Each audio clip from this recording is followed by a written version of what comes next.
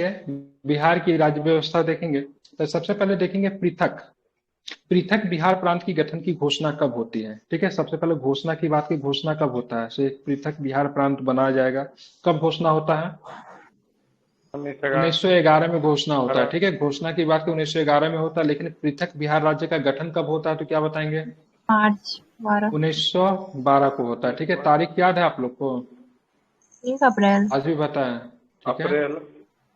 हाँ ठीक है, ध्यान रखें, मतलब पृथक राज्य की बात को अप्रैल में बन जाता है। ठीक है, 1912 में। ठीक है, आप देखेंगे जब पृथक बिहार राज्य का प्रथम विधानसभा चुनाव कब होता है, प्रथम बिहार में चुनाव कब हुआ? ठीक है, ठीक है, कब हुआ चुनाव? तो 1937 में चुनाव होता है। ठीक है, कब होता है? 1937 में चुनाव हुआ। अगर पूछा जाएगा पृथक बिहार राज्य में प्रथम विधानसभा का, ठीक है, क्या बोलते हैं उसको, विधानसभा, ठीक है, स्टेट असेंबली का चुनाव कब होता है? तो 1937 में चुनाव होता है। ठीक है, जिसमें विधान परिषद के लिए कितनी सीटें की व्यवस्था की गई? 30 सीटें। और विधानसभा के लिए 152 सीट थी। ठीक है, विधानसभा के लिए कितनी सीटें थी? 152। 152। ठीक है, विधान परिषद के लिए कितनी सीटें थी? 30 सीट। अभी वर्तमान में विधान परिषद के लिए बिहार में कितनी सीटें वर्तमान में? 75 सर। 76 है। ठीक है, ध्यान में रखेंगे। और विधानसभा के लिए कितनी सीटें है बिहार में? 243।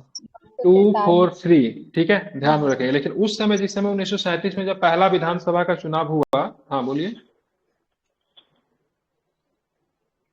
1937 में जब पहला चुनाव हुआ तो बिहार में विधानसभा के लिए 152 सीटें पे, विधान परिषद के लिए 30 सीटों की व्यवस्था की गई थी। ठीक है, आप देखेंगे, ये आपको याद नहीं रखना है, लेकिन कुछ कुछ चीजें आप इसमें से ध्यान में रखेंगे, कभी कभी पूछता है। जब राज्य में 152 सीट के लिए चुनाव रहे, 70 निर्वाचन क्षेत्र जो था सामान्य नागरिकों के लिए थे। कितने थे ये आपके लिए जरूरत नहीं है, लेकिन आप इसमें से 15 अनुसूचित जाति के लिए मतलब एससी के लिए, 7 अनुसूचित जनजाति के लिए मतलब एसटी के लिए, शेड्यूल ट्राइब के लिए, 39 मुस्लिमों के लिए, 4 की बात करेंगे महिलाओं के लिए, 2 अंगल भारतीय के लिए और 2 यूरोपीय समुदाय के लिए, 13 विशिष्ट क्षेत्र के लिए चुना गया था। ठीक है, महिला का सीट आप याद कर लीजिए, महिला का सीट पूछा जा सकता है। तो 1937 में जो चुनाव हुआ, 152 सीटों पे चुनाव हुआ, उसमें महिलाओं के लिए कितने सीटें रिजर्व की गई थी? कितनी सीटें रिजर्व की गई थी महिलाओं के लिए? 4। 4 सीटें रिजर्व थी। कितनी सीटें महिलाओं के लिए रिजर्व थी? 4 सीटें महिलाओं के लिए रिजर्व थी। ठीक है, चलिए एक प्रश्न, मुस्लिमों के लिए कितनी सीटें थी? तो फिर रिजर्व मुस्लिमों के लिए कितनी 39। सीटें थी? 39 सीटें मुस्लिमों के लिए रिजर्व थी। ठीक है, और 13 सीट की बात करेंगे विशिष्ट क्षेत्र के लोगों के लिए। ठीक है, जो कि विशिष्ट क्षेत्र से आते हैं, जैसे व्यवसाय था, उद्योग था, भूस्वामी था, शिक्षक थे, इनके लिए मतलब सुरक्षित रखा गया था। ठीक है, कितने सीटों को? 13 सीटों को इनके लिए सुरक्षित रखा गया था। इसमें मुस्लिम की संख्या, महिलाओं की संख्या याद में रखेंगे। टोटल 152 सीट के लिए चुनाव हुआ। ठीक है, स्टेट असेंबली के लिए। ठीक है, और यहाँ पे बात की विधान परिषद के लिए कितने थे? कितने थे विधान परिषद के लिए? तो 30 सीटें थी। कितने सीटें थी? 30 सीटें थी। ठीक है, अब यहाँ पे 152 सीटें पे जो चुनाव होता है, कांग्रेस ने कितने सीटों पे मतलब जीत दर्ज कर ली? ठीक है, तो 98 सीटों पे कांग्रेस ने जीत दर्ज की। कितने सीटों पे? ये इंपॉर्टेंट है, वेरी वेरी इंपॉर्टेंट, याद रखिए। कितने सीटों पे कांग्रेस की जीत दर्ज हुई? 90। और सरकार बनाने के लिए कितने सीटें चाहिए? 76 77 सीट चाहिए। कांग्रेस को 98 सीट, मतलब स्पष्ट बहुमत मिला। क्या मिला कांग्रेस को? स्पष्ट स्पष्ट बहुमत। बहुमत मिला। ठीक है, क्योंकि सरकार बनाने के लिए आपको कितनी सीट चाहिए? 50% +1। बिल्कुल ठीक है, ध्यान रखेंगे। तो 50 ध्यान में रखना है। तो यहाँ पे 50 प्लस 1 सीट चाहिए, लेकिन यहाँ पे कितना था? 1/2 + 1, लेकिन यहाँ पे 98 सीट पे कांग्रेस चुनाव जीत जाती है। ठीक है, ध्यान में रखना है। ठीक है, क्लियर। ठीक है, 20 सीटों पे मतलब मुस्लिम लीग ने मतलब क्या किया? जीत दर्ज किया। ठीक है, कितने सीटें पे मुस्लिम लीग ने जीत दर्ज किया? ध्यान में रखेंगे, 20 सीटें पे। ठीक है, ध्यान में रखेंगे। ठीक है, बिल्कुल ठीक है, 98 सीटें पे मतलब, सॉरी 20 सीटें पे मतलब मुस्लिम लीग ने मतलब क्या किया? जीत दर्ज की। तो कांग्रेस का सीट आपको ध्यान में रखना है, मुस्लिम लीग का सीट आपको ध्यान में रखना है, ये आपके लिए इंपॉर्टेंट होगा। उस समय कांग्रेस ने जीत दर्ज की तो कैबिनेट का गठन करना था, उस कैबिनेट का नेतृत्व कौन कर रहे थे? तो श्री कृष्ण सिंह। ठीक है, कांग्रेस को सरकार बनाने का निमंत्रण दिया गया। जैसा कि हम लोग जानते हैं, हमारे संसदीय व्यवस्था को अपनाया गया, जो कि हमने ब्रिटिश गवर्नमेंट से ही, हम लोग ब्रिटिश शासना व्यवस्था से हमने इसको अपनाया, जिसमें क्या था? बहुमत जिसकी होती है उस पार्टी को राज्य में राज्यपाल, केंद्र में राष्ट्रपति सरकार बनाने के लिए आमंत्रित करते हैं। उसी प्रकार कांग्रेस को सरकार बनाने के लिए निमंत्रण मिला।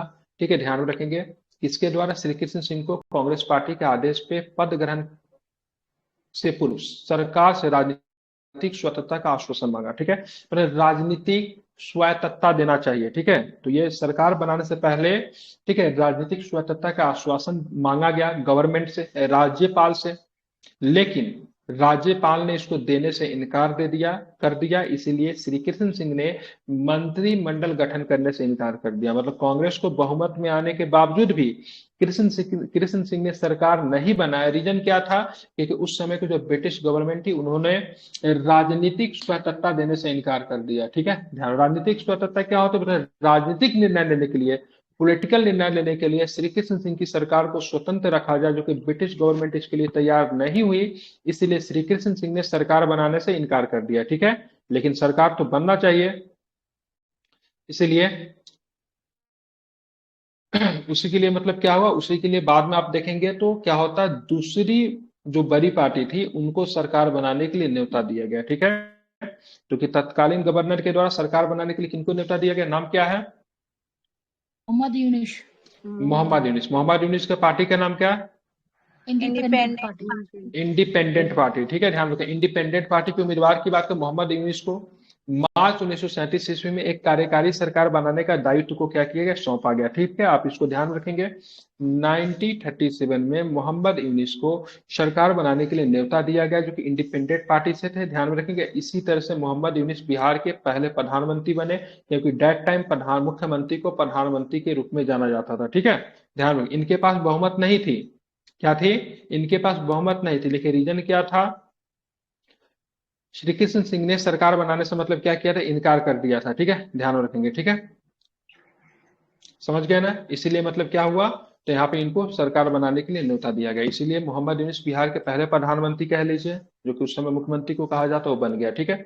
अब यहाँ पे सारी चीजें चल रही थी, गवर्नर से फिर इनकी बातचीत होने लगी थी, तो लेकिन गवर्नर एवं कांग्रेस के मध्य सहमति बनी और 20 जुलाई 1937 को श्री कृष्ण के नेतृत्व में बिहार में पहली बार कांग्रेस की सरकार बनी, ठीक है।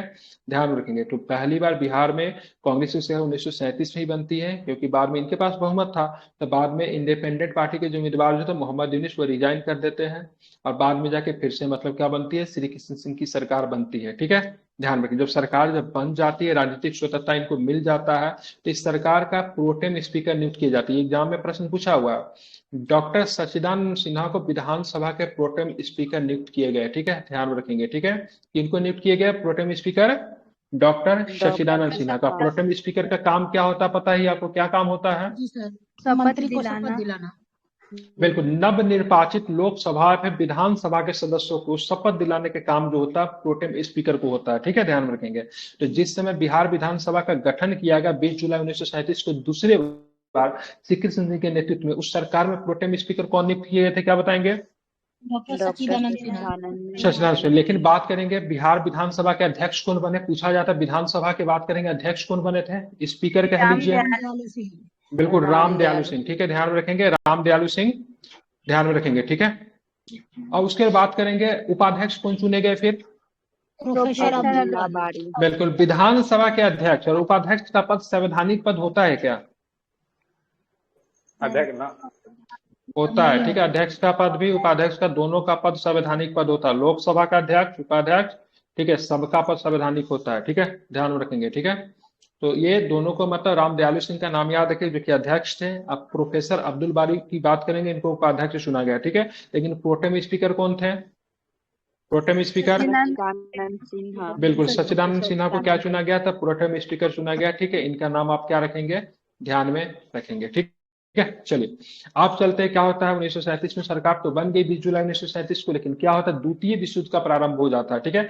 द्वितीय विश्व युद्ध का प्रारंभ कब से कब तक, 1939 से लेकर 1945 तक आप देखोगे तो द्वितीय विश्व युद्ध चलता है कि नहीं, 1939 से लेकर 1945 तक।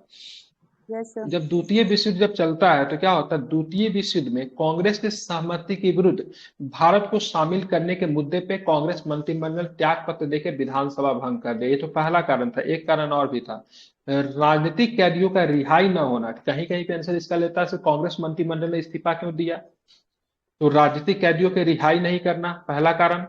एक कारण यह भी था, द्वितीय विश्व युद्ध का प्रारंभ हो चुका था। लिनिथगो उस समय भारत के वायसराय थे और लिनिथगो ने मतलब क्या किया, विदाउट परमिशन से भारतीयों को मतलब युद्ध में मतलब धकेल दिया, इस कारण से भी जितने भी प्रांत में कांग्रेस की सरकार थी सभी जगह की सरकार ने मतलब क्या किया, इस्तीफा दे दिया। और इसी के संदर्भ में बिहार की सरकार ने भी, बिहार की कांग्रेस की सरकार ने भी 1939 में क्या किया, इस्तीफा दे दिया। ठीक है, ओके, समझ गए। कारण पूछ देता है, इस्तीफा देने का कारण क्या था, इसको आप लोग ध्यान, रिजाइन करने का कारण क्या था। प्रोटेम स्पीकर का नाम पूछेगा तो क्या बताएंगे, प्रोटेम स्पीकर का नाम सच्चिदानंद सिन्हा। सच्चिदानंद सिन्हा। ठीक है, अध्यक्ष मतलब स्पीकर का नाम पूछेगा तो क्या बताएंगे, रामदयाल। रामदयालु। ठीक है, बिल्कुल। अब चलेंगे, अब 1939 से लेकर 1945 में तो क्या था, युद्ध चल रहा था, सेकेंड वर्ल्ड वॉर चल रहा था 1939 से लेकर 1945 तक।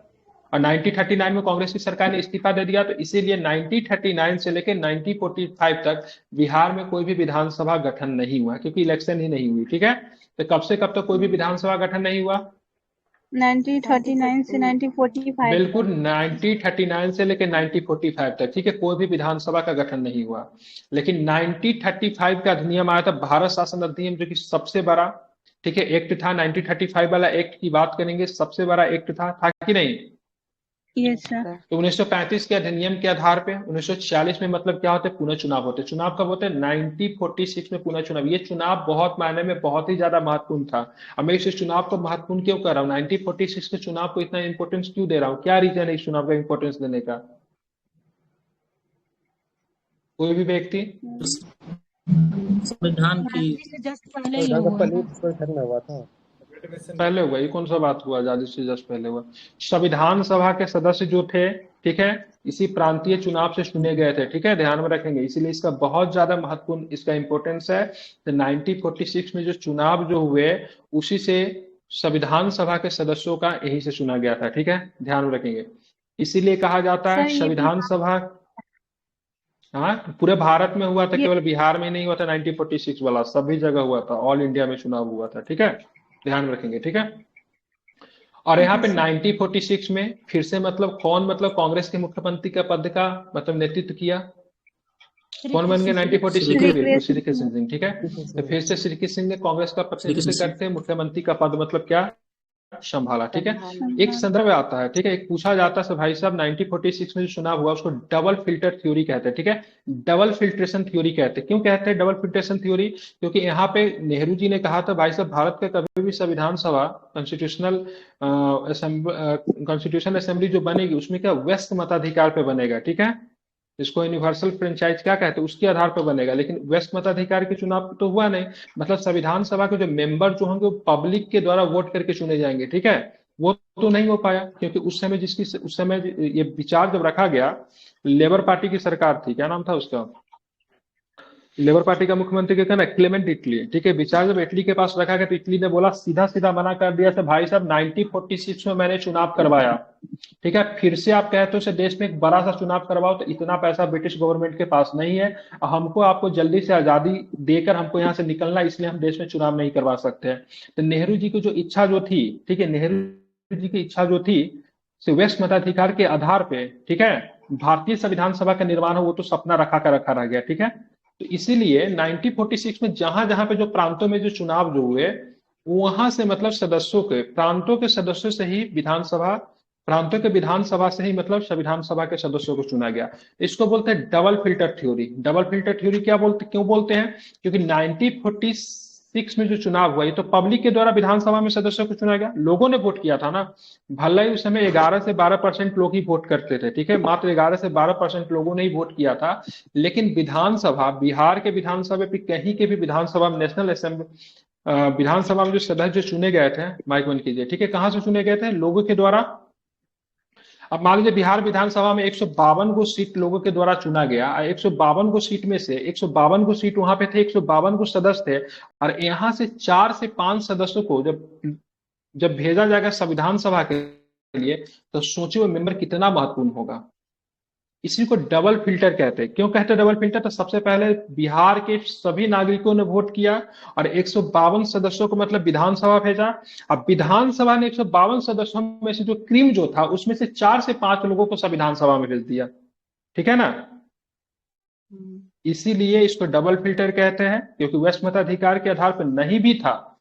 इसीलिए कभी आप मेंस का प्रश्न लिखेंगे ना, तो इसको चुनौती जब आता है, भारतीय संविधान सभा जो गठन जो हुआ वो वयस्क मताधिकार के आधार पर नहीं हुआ, ठीक है, इसकी निंदा करें या फिर इसके पक्ष में बचाव करें तो आप क्या लिखेंगे, ठीक है नहीं हुआ हम समझते हैं, लेकिन 1946 में जो चुनाव हुआ था क्या जनता ने उसको नहीं चुना था? जनता ने चुना था, और जनता ने चुना 1946 में जो लोगों को जो जनता ने चुना उसमें से हमने क्या किया, कुछ लोगों को चुन के हमने संविधान सभा में भेजा, ठीक है चलो यहां तक भी तुम्हारा गलत है। लेकिन फिर जब देश में जब चुनाव जब होता है 1952 में जब प्रथम इलेक्शन होता है, आम सभा का चुनाव होता है, तो संविधान सभा का जितने लोग थे लगभग के लगभग चुनाव जीत जाते हैं। मान लीजिए अगर गलत लोगों को चुनाव करके बाय द वे हमने संविधान सभा में भेज दिया, तो देश में जब 1952 में जो चुनाव हुआ तो जनता के बीच में लोकप्रिय नहीं थे, तो 1952 में सबके सब चुनाव हार जाते कि नहीं हार जाते हैं। लेकिन 95 से लेकर 97% तक लोगों ने दोबारा जीत कर आए। जितने लोग संविधान सभा में तो लगभग सबके सब चुनाव जीत गए। इसलिए कहा जाता है संविधान सभा के संदर्भ में, तो उस समय देश के सबसे प्रतिष्ठित लोग संविधान सभा में थे, ठीक है, केवल गांधी और जिन्ना को छोड़ के। समझ रहे हैं ना, ये सारे के सारे जब 1952 में जब चुनाव होता है तब फिर से सभी के सभी लोग मतलब क्या होते हैं, चुनकर मतलब आते हैं, ठीक है। तो इसीलिए इसके पक्ष में जब बचाव करना हो तब इसको लिख सकते हैं, ठीक है, क्योंकि कई बार मेंस में पूछा गया ये प्रश्न, ठीक है। तो भारत के जो संविधान सभा जो था वयस्क मताधिकार के आधार पर नहीं था, तो उसके पक्ष में ये पॉइंट आप लिख सकते हैं, ठीक है। चलिए क्लियर। अब देखेंगे यहां से मतलब मालूम यहाँ पे 139 सदस्यों को मतलब संविधान सभा के लिए चुना गया। एक नाम बड़ा आता है, ठीक है, सरोजिनी नायडू। सरोजिनी नायडू का चुनाव कहां से हुआ था? सरोजिनी नायडू का चुनाव कहां से हुआ था? सरोजिनी नायडू का चुनाव बिहार से हुआ था, ठीक है, ध्यान में रखिएगा, ठीक है। तो बिहार विधानसभा से संविधान सभा के लिए कितने सदस्यों को चुना गया?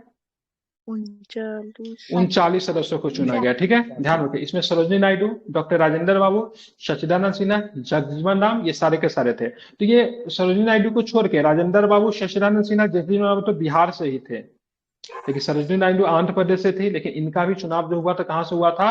तो बिहार विधानसभा से भी चुनाव हुआ था। इसीलिए कई बार इसको प्रश्न को पूछा गया, लोग गलती करते, लेकिन आप लोग समझदार है, आप लोग गलती नहीं करेंगे, ठीक है, ध्यान में रखेंगे, क्लियर।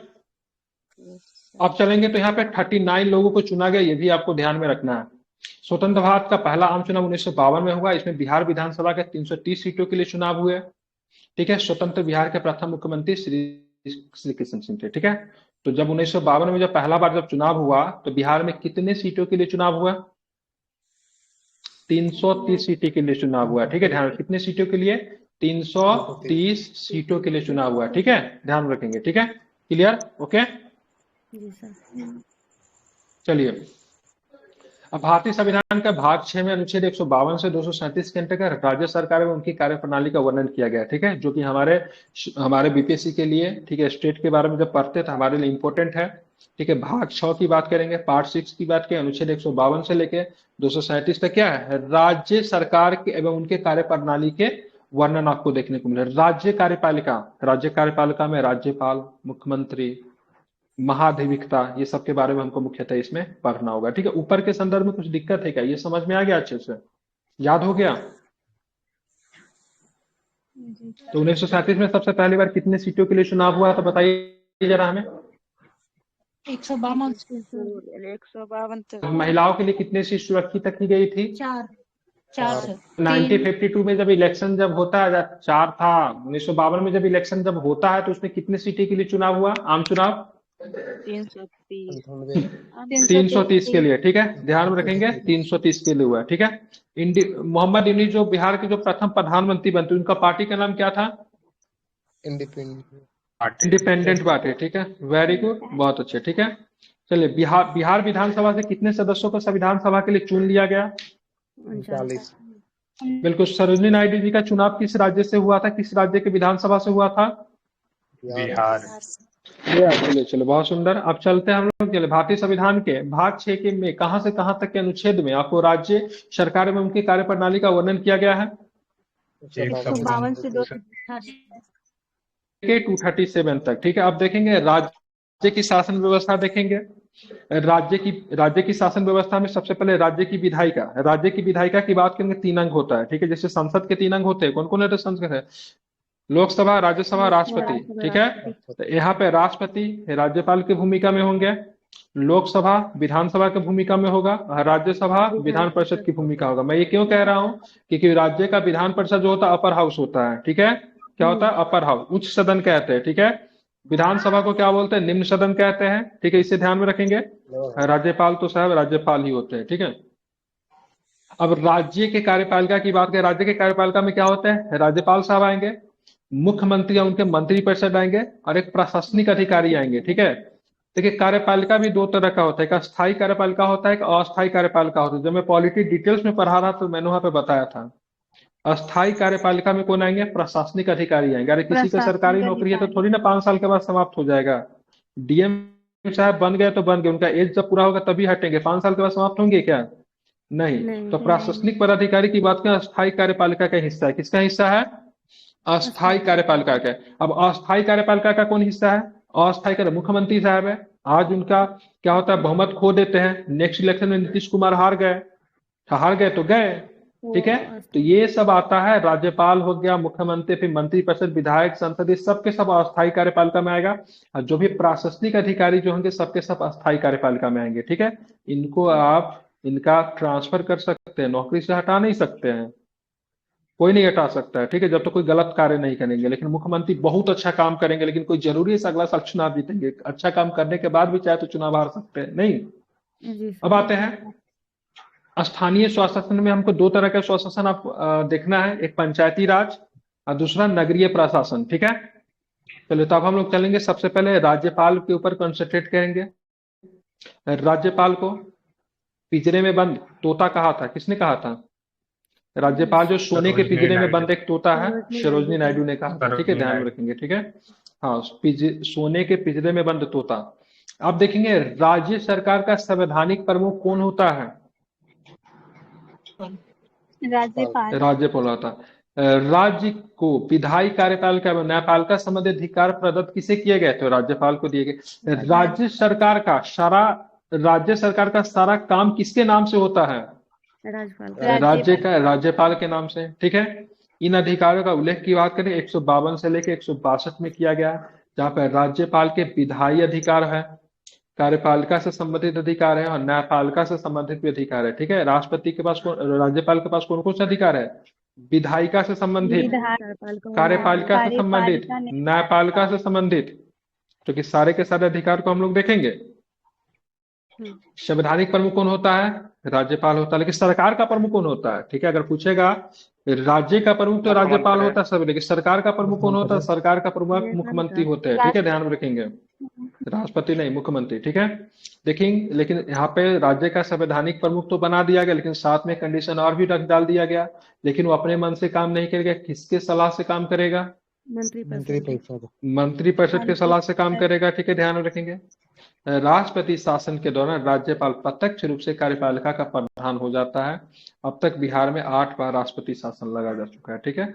जब राष्ट्रपति शासन लगता है 356 लगता है, तो वैसे कंडीशन में प्रत्यक्ष रूप से, डायरेक्टली रूप से मतलब क्या होता है, वो कार्यपालिका का प्रधान हो जाता है, मंत्री परिषद से सलाह लेने की आवश्यकता उसे नहीं होती है, राष्ट्रपति के अंदर में रहते हुए काम करता है। बिहार में अब तक कितने बार राष्ट्रपति शासन लग चुका है, 8 बार, ठीक है। भारत शासन अधिनियम 1935 में आया था, तो सबसे पहले बिहार के जो राज्यपाल जो बने थे, ठीक है, जेम्स शिफ्टन बने थे, कौन बने थे, सर जेम्स शिफ्टन, ठीक है। 68 बीपीएससी में प्रश्न पूछ चुका है शिफ्टन साहब से, ठीक है। तो बिहार के पहले राज्यपाल का नाम बताइए, ठीक है, 68 बीपीएससी में प्रश्न पूछा है, ठीक है। अब एग्जाम में क्या पूछेगा पता है, ठीक है, श्री कृष्ण सिंह को सरकार बनाने के लिए किसने आमंत्रित किया था, तो मॉरिस गार्नियर हैलेट ने आमंत्रित किया था, ठीक है। लेकिन किस प्रश्न पे, ठीक है, श्री कृष्ण सिंह ने सरकार नहीं बनाया, राजनीतिक स्वायत्तता देने के लिए तैयार नहीं था हैलेट, इसलिए श्री कृष्ण सिंह ने सरकार बनाने से क्या कर दिया, इनकार कर दिया। तो श्री कृष्ण सिंह को सरकार बनाने के आमंत्रित करने वाले बिहार के दूसरे राज्यपाल थे, जिनका नाम था गार्नियर, ठीक है, क्या नाम था, गार्नियर। हाँ, गार्नियर का शैम्पू आता है ना, इसे याद रखेगा, ठीक है, क्या नाम, मॉरिस गार्नियर हैलेट, ठीक है, आप इसे याद रखेंगे। बाकी दो ही के याद रखिए, अब ज्यादा याद रखने का जरूरत नहीं है, ठीक है। अब बिहार के प्रथम राज्यपाल का नाम बताओ, इसे बहुत सारा है लेकिन मैं जानता हूं इतना आपको याद नहीं रहेगा, ठीक है। शिफ्टन और हैलेट का याद रखिए, ठीक है, क्योंकि जब पहली बार जो चुनाव होता है तो उस समय कौन थे, हैलेट थे, ठीक है, ध्यान रखिएगा, ठीक है। सबसे पहले सर जेम्स शिफ्टन, ठीक है। अब आते हैं स्वतंत्रता के, ये पहले के थे, स्वतंत्रता के बाद के राज्यपाल के बारे में हम लोग देखेंगे। तो सबसे पहले बिहार के राज्यपाल जय रामदास दौलत, बिल्कुल, जय रामदास दौलत दास, ठीक है, बिहार के पहले राज्यपाल बने थे। और इसमें भी बहुत सारे राज्यपाल है, लेकिन आपको उतना ध्यान में नहीं रखना। डॉक्टर जाकिर हुसैन का नाम याद रखिए, क्योंकि बिहार के अभी तक 3 राज्यपाल जो है सिर्फ राष्ट्रपति बन चुके हैं, ठीक है। एक जाकिर हुसैन साहब, सॉरी, बिहार के राजेंद्र 2 बाबू। राज्यपाल, 3 नहीं, ठीक है, वो राज्यपाल नहीं थे राजेंद्र बाबू, अभी वही दिमाग मेरा चल रहा था। डॉक्टर जाकिर हुसैन बिहार के राज्यपाल रहे, ठीक है। और एक आपका क्या क्या नाम था इनका, रामनाथ कोविंद जी भी बिहार के राज्यपाल रहे। वो दोनों के दोनों मतलब क्या बने, तो राष्ट्रपति बने, ठीक है, ध्यान में रखेंगे, ठीक है। तो जाकिर हुसैन की बात करेंगे, देश के पहले मुस्लिम राष्ट्रपति, बिहार के पहले मुस्लिम राज्यपाल, ठीक है। ध्यान रखें, बिहार से राष्ट्रपति बनने वाले पहले व्यक्ति जाकिर हुसैन साहब, ठीक है। और एम एस अयंगर को भी याद रख सकते हैं, ठीक है, मन हो तो, ठीक है, क्योंकि ये भी थे। नित्यानंद कानून को जरूरत नहीं है। देवकांत बरुआ को याद रख सकते हैं, इन्होंने एक स्टेटमेंट दिया था। क्या स्टेटमेंट दिया था देवकांत बरुआ, याद है क्या?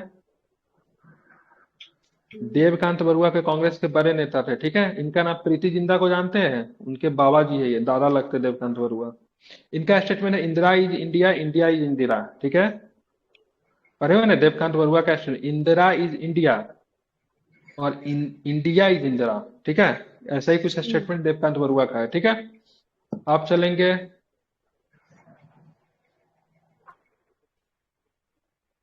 जगन्नाथ पहाड़िया का नाम याद रख सकते हैं, ठीक है। जगन्नाथ पहाड़िया के बाद के बड़े नेता थे, ठीक है, यहाँ के क्या बोलते हैं, ये यहाँ के नेता, ठीक है, झारखंड के नेता है। इनको झारखंड राज्य बनाने के लिए इनको जाना जाता है। झारखंड के पहले व्यक्ति जिनको बिहार का राज्यपाल बनाया गया था, जगन्नाथ पहाड़िया, ठीक है, ध्यान में रखिएगा। तो यही सब कुछ प्रश्न देवकांत बरुआ याद रख सकते हैं।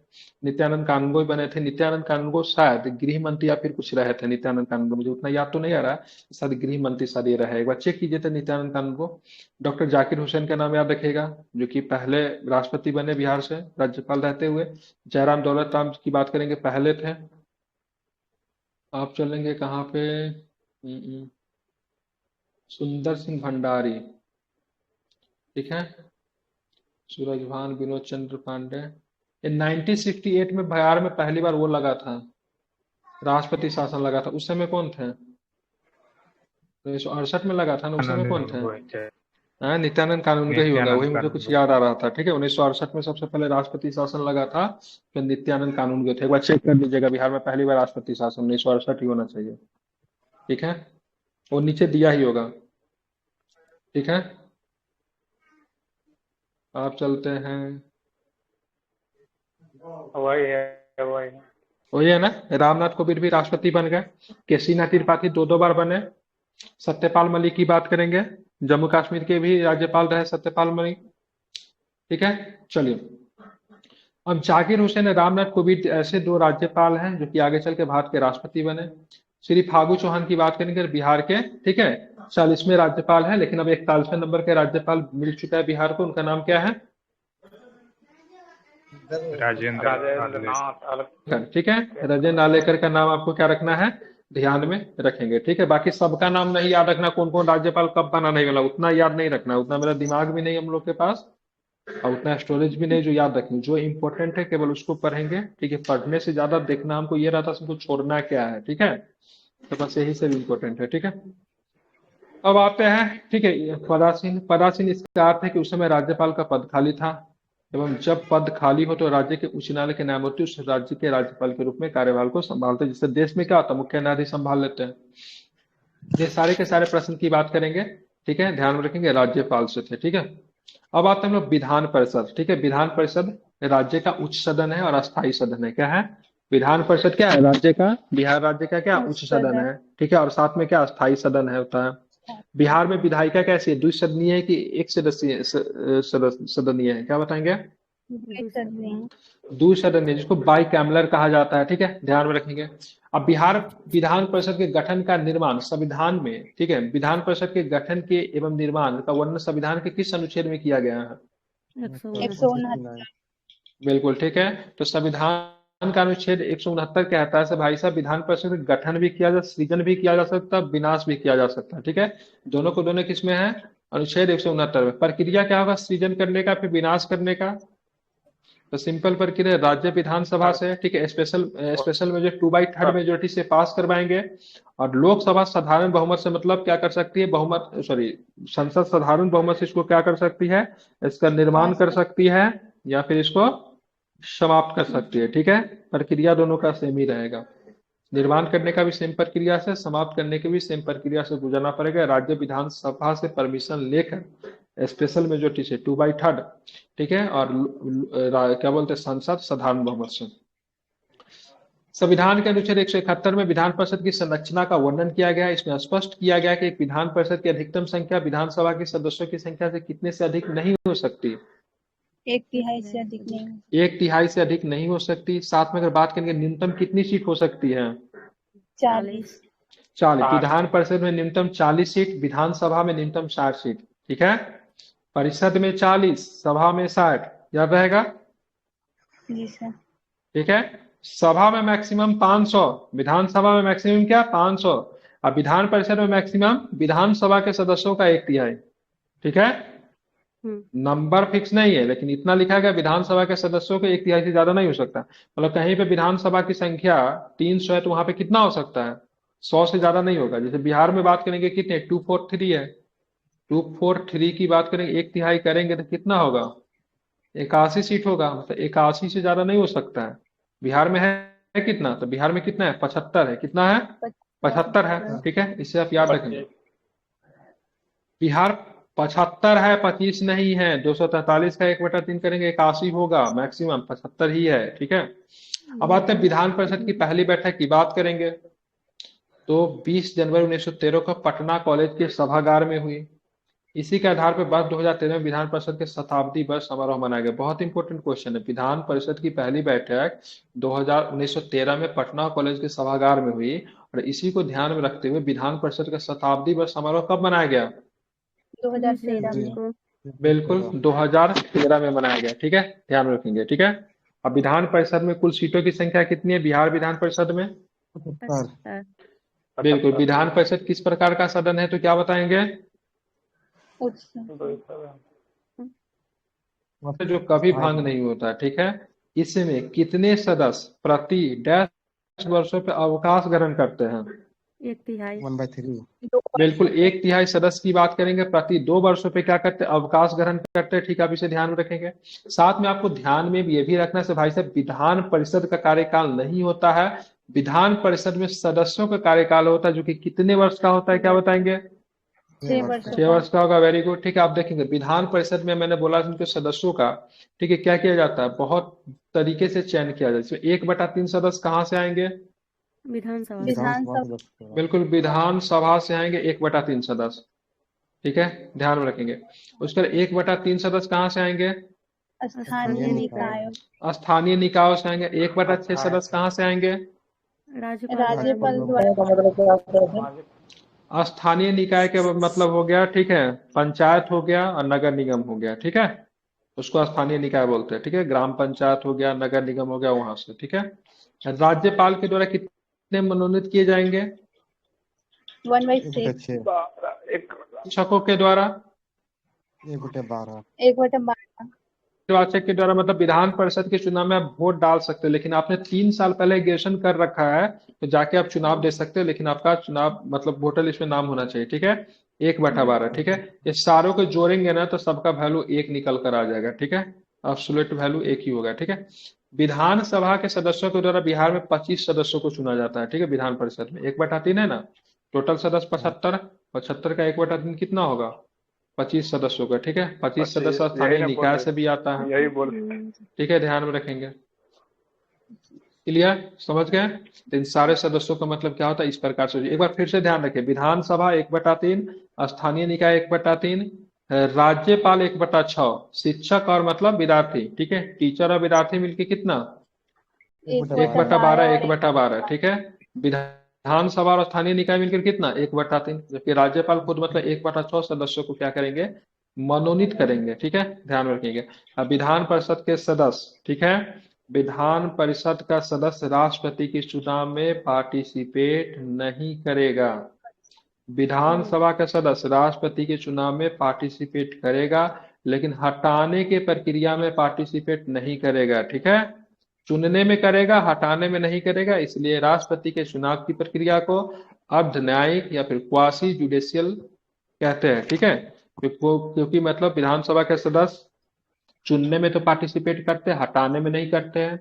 जबकि जो मनोनीत सदस्य जो होते हैं, संसद के मनोनीत सदस्य होते हैं, खास करके राज्यसभा के, तो वो मतलब चुनाव के दौरान नहीं पार्टिसिपेट करते हैं राष्ट्रपति के, लेकिन हटाने की प्रक्रिया में वो पार्टिसिपेट करते हैं। ठीक है, ध्यान में रखेंगे। तो ये विधानसभा विधान परिषद क्लियर हो गया। कितने राज्यों में वर्तमान में आपको विधान परिषद आपको देखने को मिलेगा? 6 राज्य में। राज्यों में। 6 में। कितने में है? तो ध्यान में, कितने में है? 6 में है। कितने में है? 6 में आपको देखने को मिलेगा। प्रस्ताव है ना बंगाल में अभी? ये बंगाल को मिला नहीं है। 5 ही है। नहीं है बंगाल में ना। 5 है सर, 5 मतलब छठा कश्मीर में अभी नहीं है, बट हो जाएगा, उसको भी कंसीडर करते हैं। देखिए मैं नाम लिख देता हूँ। चलिए, बिहार, यूपी, आंध्र प्रदेश, कर्नाटक, महाराष्ट्र, तेलंगाना, आंध्र प्रदेश, कर्नाटक, महाराष्ट्र। 6 गो तो हो गया। कश्मीर भी तो है। तेलंगाना में नहीं है। कश्मीर में तेलंगाना कहाँ लिखे हैं? आंध्र प्रदेश, कर्नाटक, महाराष्ट्र है तो तेलंगाना में भी तो है सारा, है तेलंगाना में। 6 है, एक बार चेक कर लीजिए। ठीक है, अब चलेंगे विधानसभा, स्टेट असेंबली। ठीक है, इनकी बहुत भूमिका होती है। ठीक है, बिहार राज्य की विधायिका का निम्न सदन कौन होता है? विधानसभा होता है। ठीक है, विधानसभा कैसी सदन है? अस्थायी सदन। निम्न सदन। का अस्थायी सदन है। ठीक है, अब हमने बात करेंगे, जैसे 169 में आपने विधान परिषद का चर्चा हमारे संविधान में किया गया है, तो विधानसभा का चर्चा संविधान के किस अनुच्छेद में किया गया है? 70 में। बिहार के संदर्भ से तो ये सब जरूरत भी है। नॉर्मली आपका जो एग्जाम जो होता है उसमें भी ये सब प्रश्न पूछा जाता है। विधानसभा के अधिकतम सीटों की संख्या कितनी हो सकती है? हो सकती है 60। अपवाद है लेकिन। ठीक है, बहुत जगह पे 60 से कम है। ठीक है, हम लोग आगे इसको देख लेंगे। ठीक है, आप देखेंगे 7 फरवरी 1921 को मौजूदा विधानमंडल के सभागार में प्रांतीय विधान परिषद की पहली बैठक होती है। पहली विधान मंडल की पहली बैठक होती है। इसी के आधार पर वर्ष 2021 में विधानसभा का शताब्दी समारोह बनाया गया। तो 2021 में विधानसभा का शताब्दी समारोह, लेकिन विधान परिषद का शताब्दी समारोह कब मनाया गया? 2013 में। 2013 दोनों को क्या रखेंगे आप लोग? याद रखेंगे। ठीक है, बिहार, माइक बंद कीजिए। बिहार विधानसभा में सीटों की कुल संख्या कितनी है? 243 सीट है। ठीक है, ध्यान, इसमें एसटी का सीट कितनी है? एसटी का, शेड्यूल्ड ट्राइब्स की सीट कितनी है? 2 सीट है। 0 मात्र 2 सीट है। ठीक है, अब आते हैं। ठीक है, बिहार विधानसभा में अनुसूचित जाति की सीट कितनी? SC, schedule caste 38। ठीक है, शेड्यूल ट्राइब 2। ठीक है, 1 सीट आंगल भारतीय समुदाय के लिए आरक्षित थी, लेकिन 104वें संविधान संशोधन 2001 के द्वारा क्या कर दिया गया? निरस्त कर दिया गया। ठीक है, समाप्त कर दिया गया। ठीक है, ध्यान में रखेंगे। ठीक है, विधानसभा के सदस्यों का कार्यकाल कितने वर्षों का होता है? 5 वर्षों का। लेकिन विभिन्न परिस्थितियों में इसे कार्यकाल पूरा होने से पूर्व भी मतलब क्या कर सकते हैं? इसको भंग किया जा सकता है। ठीक है, आप देखेंगे यहाँ पे कुछ प्रश्न है, उसको हम लोग देख लेंगे। हमको ज्यादा इसमें से याद नहीं रखना है, सबको भूल जाइए। सबसे पहले 2-3 याद रखिए। ठीक है, अब 2-3 इसमें विधानसभा से आप क्या याद रख सकते हो? 1937 में सबसे पहले चुनाव हुआ, उस समय सीट कितनी थी? 152। 152। 1952 में जब चुनाव होता है प्रथम आम सभा, तो उस समय सीटें कितनी थी? 330 सीटें थी। एक आंगल भारतीय के लिए चुना गया था, 331 था। 2000 में, ठीक है, 2000 में झारखंड अलग हुआ ना, उस समय हमारी सीटें कितनी थी?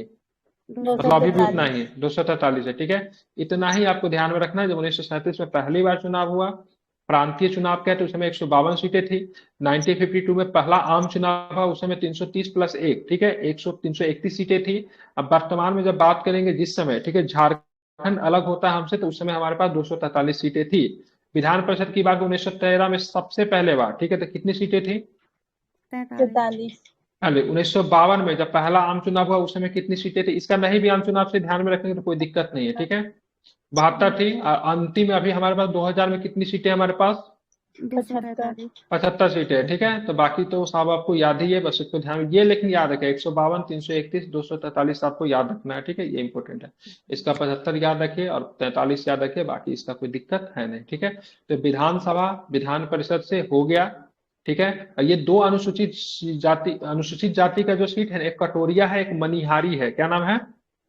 मनिहारी और कटोरिया। कटोरिया और मनिहारी, ठीक है, ध्यान रखें। क्या नाम है? दोगों का सीट कौन सा है? कटोरिया, ठीक है। एक का नाम क्या है? मनिहारी। नोट कर सकते हैं इसको, कटोरिया और मनिहारी, ठीक है, याद रहेगा, ठीक है। ये क्या नाम है सर?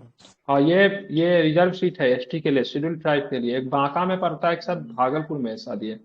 कटिहार में है। कटिहार में, सॉरी कटिहार में, कटिहार में है, ठीक है। कटिहार में, एक बांका में है।